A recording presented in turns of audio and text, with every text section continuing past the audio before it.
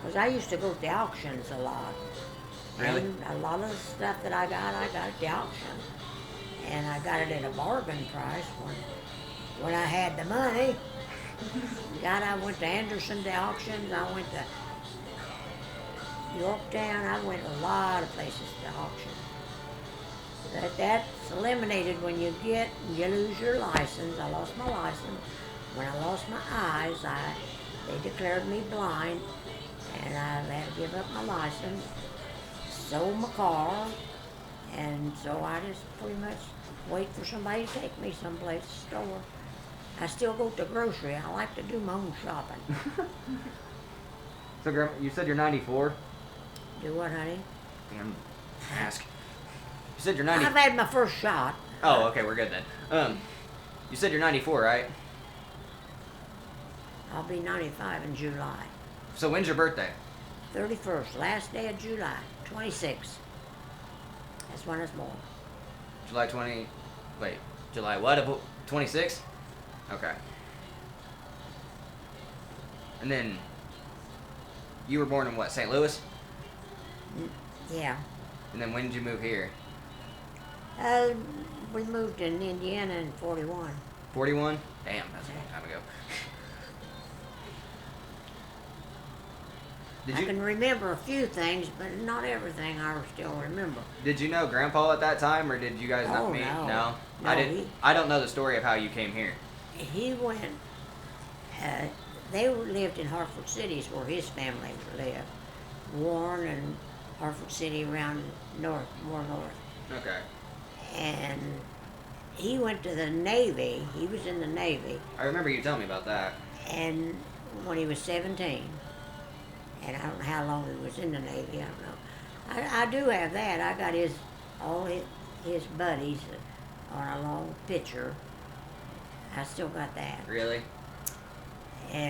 But then after he got out of the Navy, I think Junior, my brother, Right. went with his sister, and my dad played the violin, and I guess Junior told her that. So she told Bob, which was Right. my husband, not at the time, he wanted to come to the house and hear my dad play the violin. And so her and Bob, my husband, came to my family's house down on 12th Street, right there.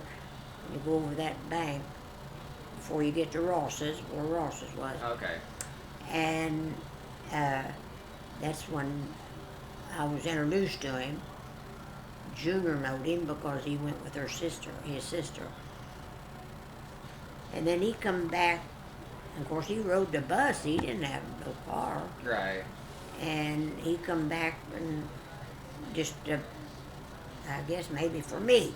He come back for me. But anyway, he visited with my family at their home, and then I think he come on a weekend. Then he said, "Would you like to go to the movie?" Of course, that's all there was to do then. Right. There wasn't too much you could do. Go out and eat at a restaurant, and go to the movie. There wasn't too much, and I wasn't old enough to go to the bar. So we went to a movie, and then we just started dating. Wow. Dang. And then, didn't you tell me something about how, I was in high school, Grandpa was in a shipwreck that went down in the war? Do what? Did you? I'm having a really fuzzy memory of high school, and I think I talked to you about Grandpa being in the war. And didn't he go down on a boat? No. No? He was in the Navy, but I don't. Well, the boat got hit, I think. Okay, that's what I'm and remembering. injured his ankle. That might be what I'm remembering. But it wasn't. Okay. He never did get no pay for it, No. or no Right. disability. Right. I knew something happened with it. Yeah, he had a scar on his ankle Really? where the lifeboat or whatever it was. I never asked no questions about his life in the service because I didn't know him at that time. Oh, right. And he never did talk about it.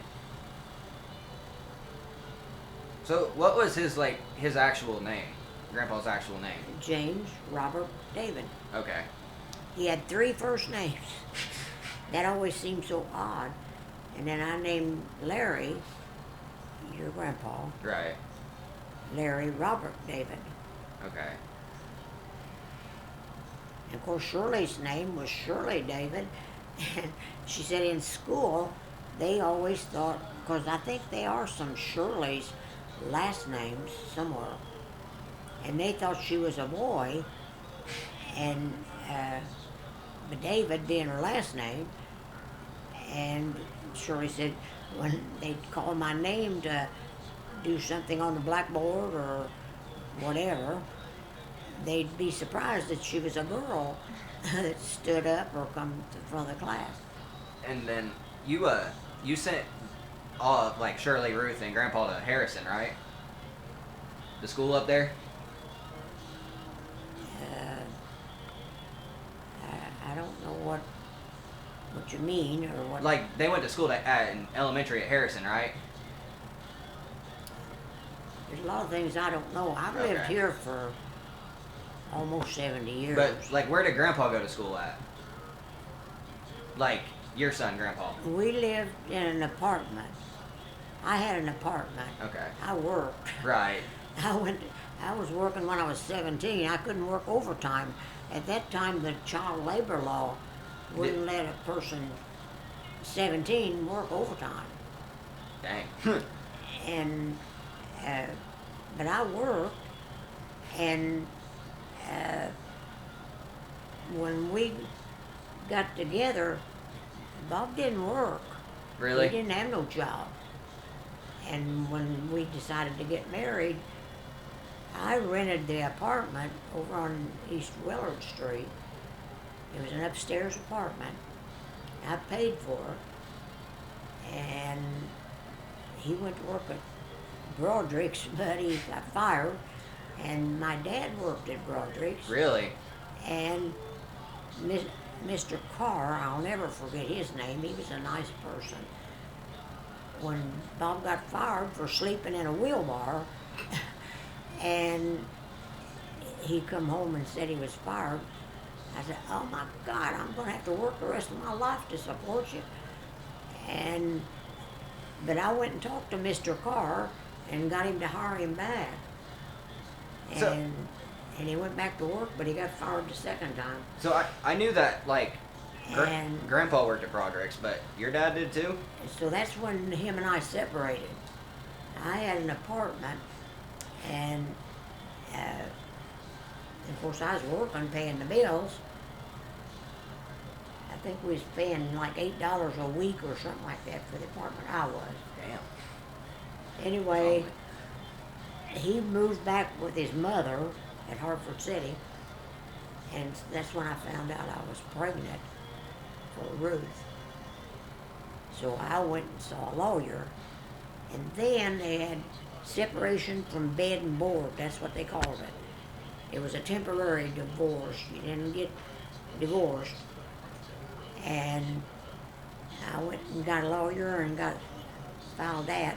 Of course, they served papers on him at Hartford City, and here he comes over there, and we talked, and he said, if I come back, would you be willing to accept me back? I said, only if you get a job. If you don't get a job, stay gone. And so that he come back on the first of the week and went to the unemployment office, and at that time there was a lot of jobs available. Right. And he said, I can go to the Warner Gear, the factory, or I can go to work unloading the boxcars uptown, which was there was a railroad station up there then. Yeah. And which one should I take? I said, I'm not going to tell you which one, but you better take one of them, or you just keep on moving. And so he said, oh, I'm not a factory worker, I don't think. I don't think I'd fit in the factory worker. I said, that's all right where you work. I don't care where you work, but you're going to earn some money because you're going to pay me. Because I'm getting pregnant and I'm not going to be able to work forever. So he did. He taken the railroad unloading boxcars, and the bakery was across the, is that Mulberry Street behind Yes. there? There was a bakery there at that time, and the trains brought the big sacks of flour and stuff to the bakery, and the guys that unloaded the boxcars would put them on a two-wheeler and push them across there to the bakery. Really? That's what he done when he went to work. I know it was harder work, probably than the factory work, but he done it. So That's that- where he got his start on the railroad. And then he worked his way up to yardmaster, right? Right. And that, after a while, he didn't have a high school education either. And Frank Chambers was working there then. I knew him later. In fact, he retired from there too. But all of them started at the bottom and worked up. Nickel plate, right? Right. Okay. That was a nickel plate at that time. And that's what I'm saying. Then he never taken no classes or nothing. And Frank, of course, he'd graduated from high school, and he said he never could understand why Bob went up the ladder, because he was yard master most of the time after that, after he got better jobs than on the boxcar. Do you know which yard he was in, or was he in all of them? He was around different places, yeah. Okay. And after he got to be yard master, he checked boxcars down there behind the Wilson School, and way out there by the wire mill, all over. And he walked all of it, And right? he walked it all. He didn't own a car at the time. He walked it.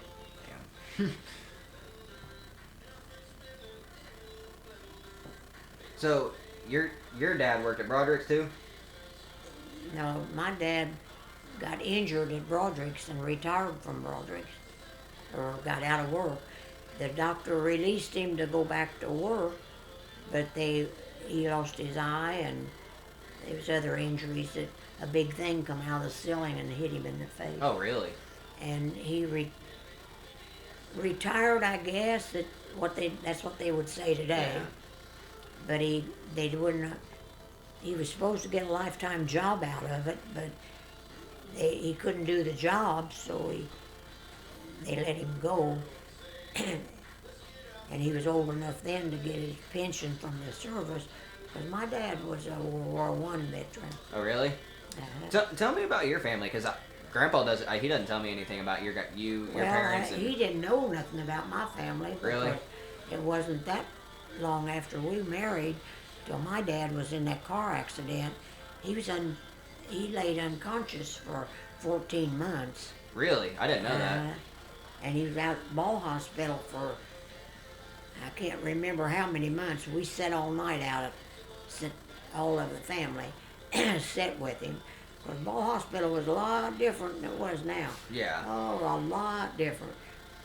And then they sent him to the Veterans Hospital in Indy, and that's where he passed away.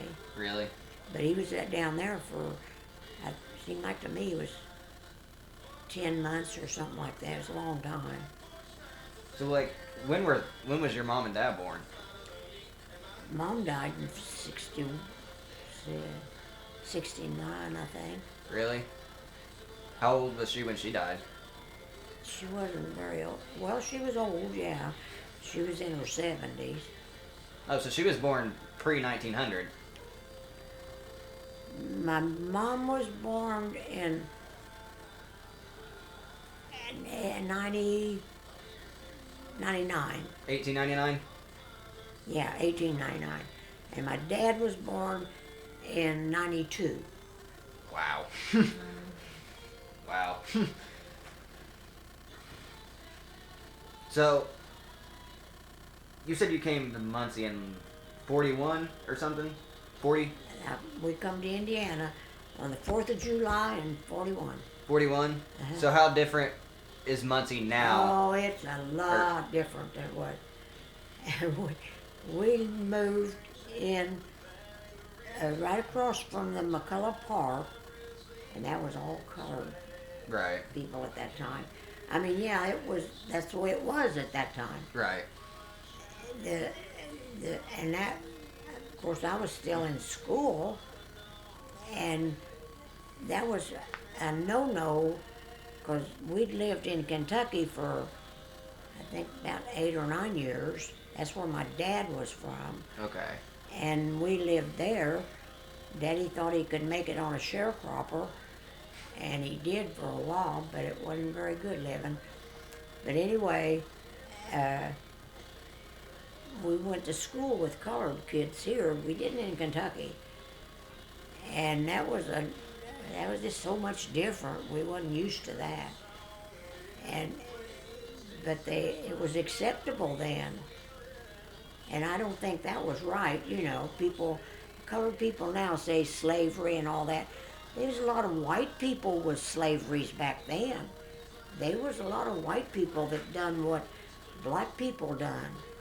And I know the last place we lived before we come to Indiana, they were, I would say, rich people, the Hughes's, and they had a colored maid that lived with them and taken care of the house and cooked and done all that housework and everything, because they was considered rich, I guess. Right.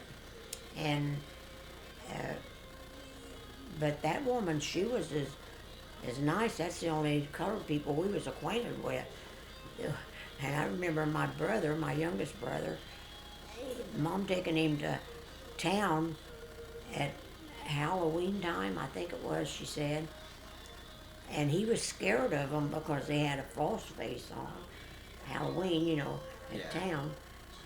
And it was a black person, and he was scared of them too, because we didn't know any black people, only that lady that was Mrs. Hughes's maid. She was a maid at the time. But my dad, I would say he was a slave. Really? Because they lived way up in the mountains of Kentucky, and I remember Daddy talking about laying a split rail fence. Yeah. That fence that crisscrossed like that. Yeah. And I remember Daddy talking about that, and that always kind of stuck with me. My dad wasn't that abusive, but Grandpa, my great-grandpa, I guess, he was abusive. Really? I mean, they would probably call it abusive today, because he'd take a big club off of a tree. That's what they whipped with. Right. Not a little switch, I guess. And buddy, if you still lived at home, if you was 40 years old, you mind. You listened to what your parents said. And Daddy said he was laying that split rail fence that time. Daddy talked to it, and he'd laugh about it then. And he said, "I'm going to town. I'm not going to do this forever, and I'm going to town." Grandpa said, "By God, you'll go to town whenever you get that fence done." And Daddy talked back to him and said, "No, I won't either. I'm going now." And Grandpa whipped him with a club, or Daddy called it a club, and he laid the fence too. You listen to your parents. I don't care. If you lived at home, there was rules you had to go by. Right. Yeah. Yeah, if I'd have stayed at home till I was 40, I guess, what my dad said was the law. So how many siblings you have? Because I remember Mary and... Daddy had 9 children. 9? He'd been married before. Okay. He had Fanny and Cecil. And my mother had 7. Okay. But we didn't know Cecil and Fanny. They lived with their grandparents. I think Moores was their name, I think, or their grandparent.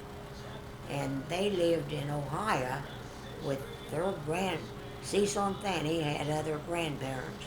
They weren't our grandparents. Right. But, like I say, Mother's mother lived with us. I can't ever remember when she didn't live with us. Because Grandpa and her both was old, and they never did divorce. As long as they lived, they were still married. And Aunt Maggie, Grandpa lived with Aunt Maggie, which was Mom's half sister. That's all she had. Mom was an only child. Aunt Maggie was an only child. And Grandpa come from Germany, Oh wow. and he come into Islands. Ellis Island? Ellis Island, yeah. And, but he lived with Aunt Maggie. In fact, he just passed away. I went down to St. Louis for his funeral. Really? Well, I think when Debbie was a baby. No, it's No. 30 years, 30, 40 years. When Ruth was a baby. Oh, it's been longer than that then. I rode the bus down there. I was already married. But I remember my grandpa. He always had a beard. I never saw him without a beard. He's a little bitty guy. But they still visited each other, Grandma and Grandpa. But Grandma lived with us. They couldn't afford to live separately by Right. themselves because our parents wasn't able to pay their rent or whatever. And Aunt Maggie stayed in St. Louis for a while after we left St. Louis and went to Kentucky and lived there for a short time. And then we come to Indiana in 41. So when you came here in 41, how different was it then versus now? Oh, honey, they was factories on every street. Oh my God, I can't tell you the factories that was here. You just walk out every day and get a job. Right. I mean, if you was willing to work. Yeah. Oh my God, there was a foundry right over here. Yeah. That probably was still there maybe when you was old enough to remember. I remember when they built the mission. Yeah, and it was a foundry, and then it was there. It ain't been all that many years since they tore it down. My earliest memory is the oil tanks down here. Yeah, well, when